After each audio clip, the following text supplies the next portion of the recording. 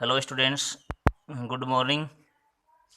तो हम chapter number 13 का पढ़ रहे हैं, प्रकाश विद्युत प्रभाव एवं द्रव्य तरंगें। तो इसमें हमने पिछले वीडियो में क्या पढ़ा था, निरोधी विभव वी नॉट एवं आवर्ती न्यू में रैखिक संबंध। ये हमने पिछले वीडियो में पढ़ लिया था कि वी नॉट जो कि निरोधी विभव होता है और न्यू आवर्ती होती है, इन दोनों में रैखिक संबंध होता है। और हमने आइंस्टीन की प्रकाश विद्युत समीकरण भी पढ़ी थी, आइंस्टीन की प्रकाश विद्युत समीकरण, ठीक है। 1/2 mv² maximum equal to h nu minus h nu naught, ठीक है। तो ये समीकरण आपको याद होने चाहिए, न्यूमेरिकल में काम में आती है।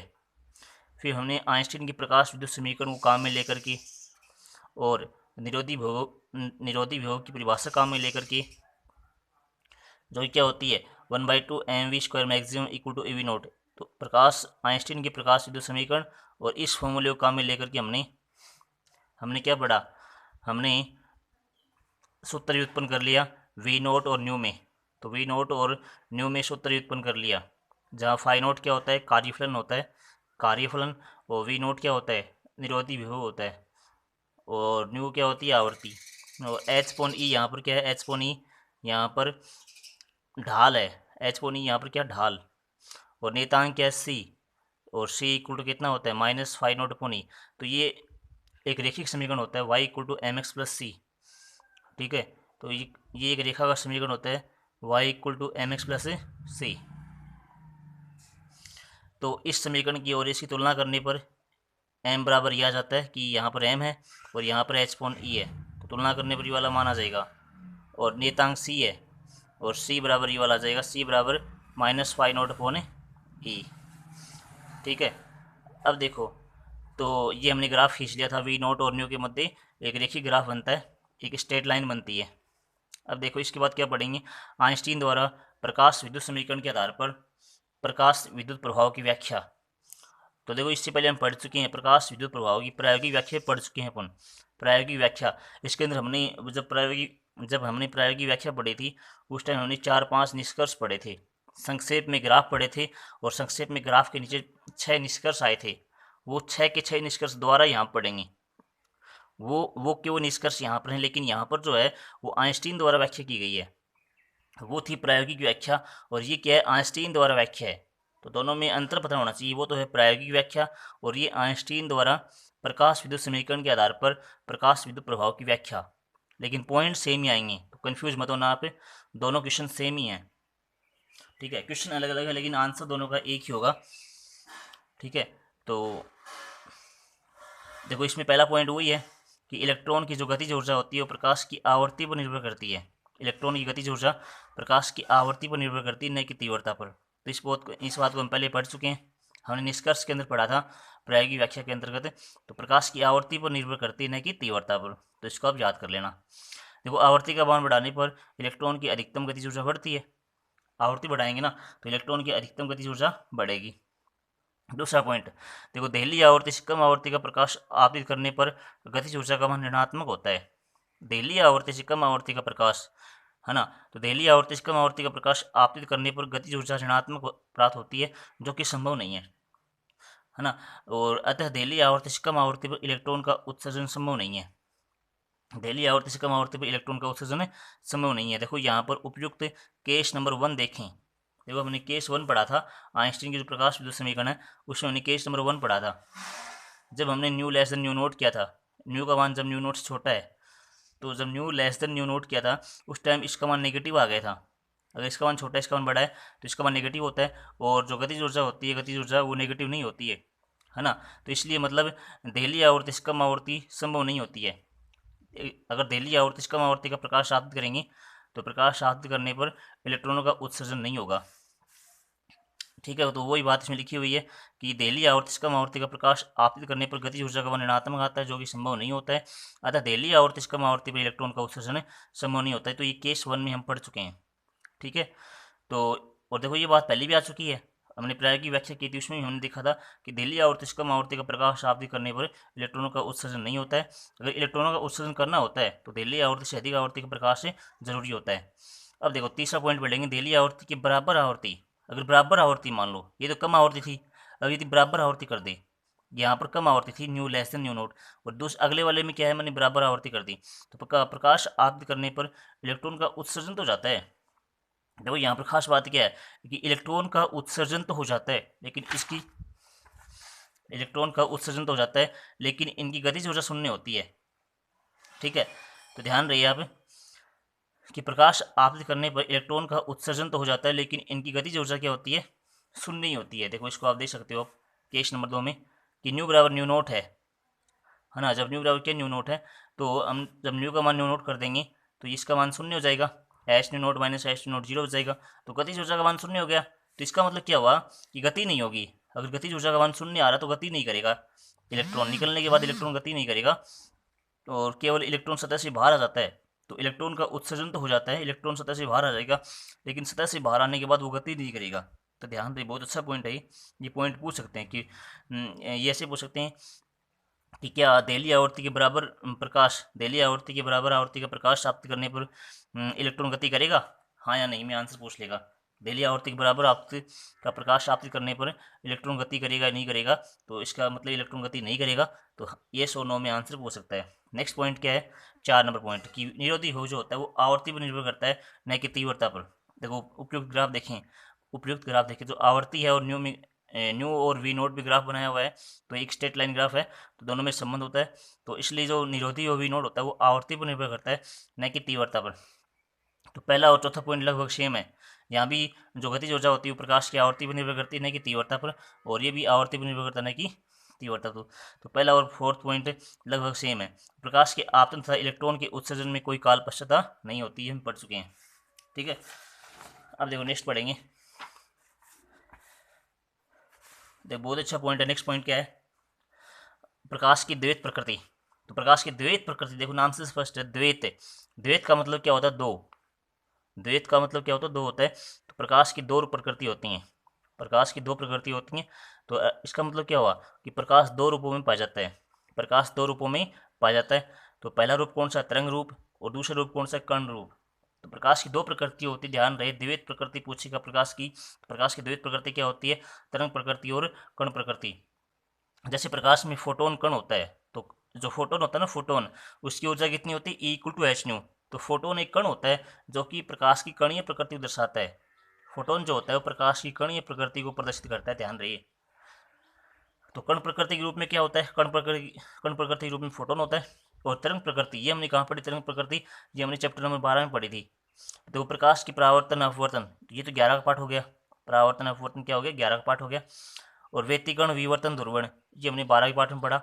व्यतिकरण विवर्तन ध्रुवण आदि की व्याख्या जो होती है प्रकाश के तरंग प्रकृति से करते हैं। तो प्रकाश का परावर्तन अपवर्तन व्यतिकरण विवर्तन ध्रुवण आदि की व्याख्या जो होती है प्रकाश की तरंग प्रकृति से की जाती है। और प्रकाश विद्युत प्रभाव जो कि हम अभी पढ़ रहे हैं, तो प्रकाश विद्युत प्रभाव के अंदर फोटोन काम में आता है। हमने पढ़ा कि फोटोन जब गिरता है, तो फोटोन जब धातु पर गिरता है तो अपनी ऊर्जा इलेक्ट्रॉन को दे देता है, और इलेक्ट्रॉन उसे ग्रहण करके बाहर आता है। इसका मतलब प्रकाश विद्युत प्रभाव के अंदर हम फोटोन काम में लेते हैं। और फोटोन क्या होता है, कणीय प्रकृति को प्रदर्शित करता है। फोटोन क्या होता है, कणीय प्रकृति को प्रदर्शित करता है। तो प्रकाश विद्युत प्रभाव, कॉम्पटन प्रभाव, ये 12th लेवल पर नहीं है, ये कॉलेज लेवल पर आता है। कॉम्पटन प्रभाव, रमन प्रभाव ये भी बाद में आता है। तो ये हम प्रकाश विद्युत प्रभाव पढ़ लिया। तो कॉम्पटन प्रभाव, रमन प्रभाव आदि की जो व्याख्या होती है वो प्रकाश की कण प्रकृति से करते हैं, प्रकाश की कणीय प्रकृति से करते हैं। तो ध्यान रहे, प्रकाश की तरंग प्रकृति की व्याख्या ये करते हैं और प्रकाश की कणीय प्रकृति की व्याख्या ये करते हैं। अब देखो प्रकाश की द्वैत प्रकृति हो गई। प्रकाश की द्वैत प्रकृति होती है, वैसे ही द्रव्य की भी द्वैत प्रकृति होती है।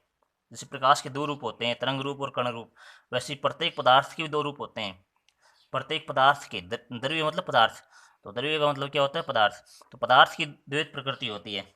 तो प्रकाश जो पदार्थ की द्वैत प्रकृति के बारे में किसने बताया, डी ब्रोगली ने बताया। किसने बताया, डी ब्रोगली ने। ध्यान रही, यही डी ब्रोगली परिकल्पना है। डी ब्रोगली परिकल्पना, डी ब्रोगली एक साइंटिस्ट का नाम है।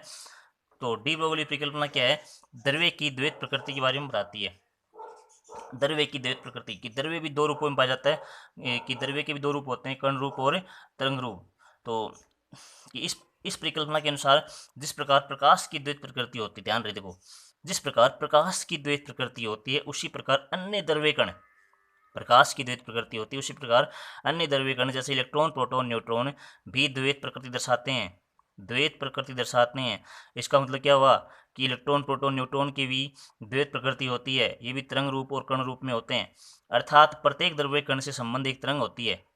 मतलब जैसे कि इलेक्ट्रॉन है, कण तो है लेकिन तरंग भी होती है भाई। यहाँ पर आपको अभी तक पता है कि इलेक्ट्रॉन एक कण है, प्रोटॉन भी एक कण है, लेकिन इनकी कण के साथ साथ एक तरंग भी होती है।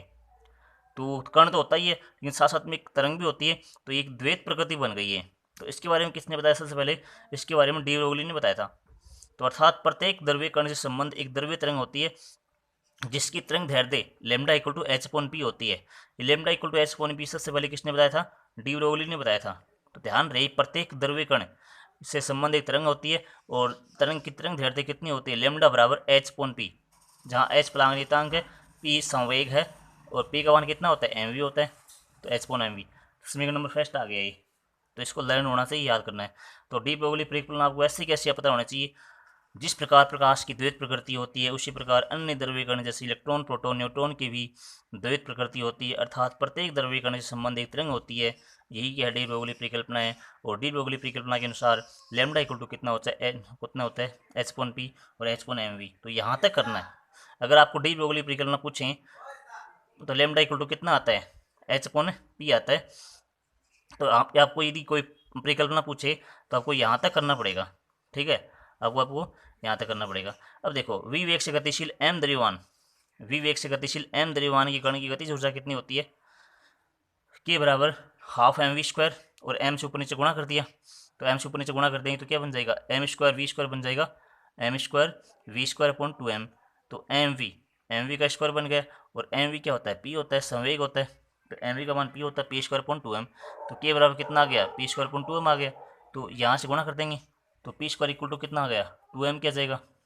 तो p square equal to m क्या आ गया? फिर स्क्वायर हटा देंगे, स्क्वायर हटा देंगे, अंडर रूट लग जाएगा। तो p equal to under root and two m क्या हो गया? तो पी का मान यहाँ रख देंगे, समीकरण नंबर 2 मान लिया इसको। तो पी का मान, तो ध्यान रहे, पी इक्वल टू कितना होता है? अंडर रूट टू एम के होता है। और इसको समीकरण 2 में रख देंगे। तो लेमडा इक्वल टू कितना आ जाएगा? एच अपॉन में अंडर रूट टू एम के, एच अपॉन में अंडर रूट टू एम के आ जाएगा। ठीक है, तो पी का मान रख दिए यहाँ पर। अब देखो, वी विभवांतर से त्वरित क्यू आवेश की कण की गतिज ऊर्जा, वी विभवांतर से त्वरित, अगर किसी के पास वी विभवांतर दे करके और वी विभवांतर दे करके और उसे त्वरित किया जाए, क्यू आवेश को त्वरित किया जाए, तो वी विभवांतर से त्वरित क्यू आवेश की कण की गतिज ऊर्जा वो कितना होती है? के बराबर क्यू वी होती है। के बराबर क्या होती है? Q V. कहाँ से आए फॉर्मूला? वी इक्वल टू आपने पढ़ा होगा चैप्टर नंबर 3 में पढ़ा होगा कि वी इक्वल टू विभव, वी इक्वल टू क्या होता है? डब्ल्यू अपॉन क्यू होता है, कार्य बटा आवेश। तो यहाँ से डब्ल्यू का मान कितना आ जाएगा? क्यू वी आ जाएगा। क्यू वी मतलब कार्य क्या होता है? ऊर्जा होता है क्यू वी। तो क्यू वी, वही क्यू वी यहाँ पर आया है। तो गतिज ऊर्जा कितनी होती है? के बराबर क्यू वी। वी के पदों में जो ऊर्जा होती है वो के बराबर क्यू वी। तो के का मान यहाँ रख देंगे। तो लेमडा बराबर कितना आ जाएगा? एच वन में under root two m q V. तो के का मान मैंने क्यू वी रख दिया, समीकरण नंबर 5 बन गया।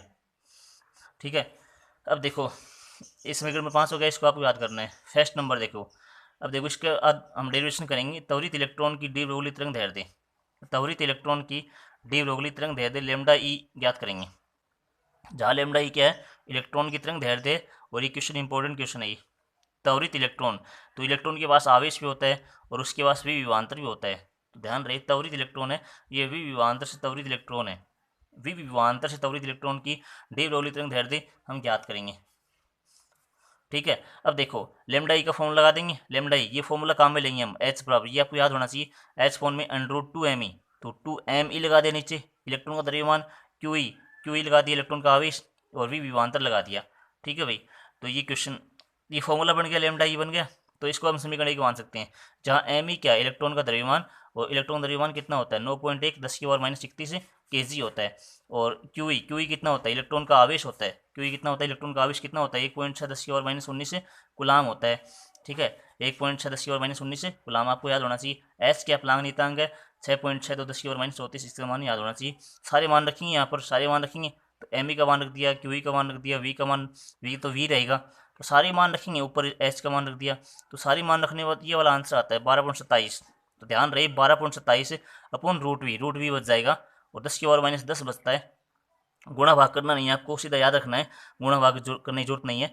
तो 12.27 और 10⁻10 माइनस कितना होता है? एक एंगस्ट्रम होता है। तो 10⁻10 कितना होता है? एंगस्ट्रम होता है। तो लेमडा ई कितना आ गया? 12.27 अपॉन रूट वी एंगस्ट्रम। तो ये न्यूमेरिकल में काम आएगा ये वाला फॉर्मूला, आपको ऐसा कैसा याद होना चाहिए। Thank you. Lambda equal to कितना होता है 12/27 अपॉन रूट वी एंगस्ट्रम।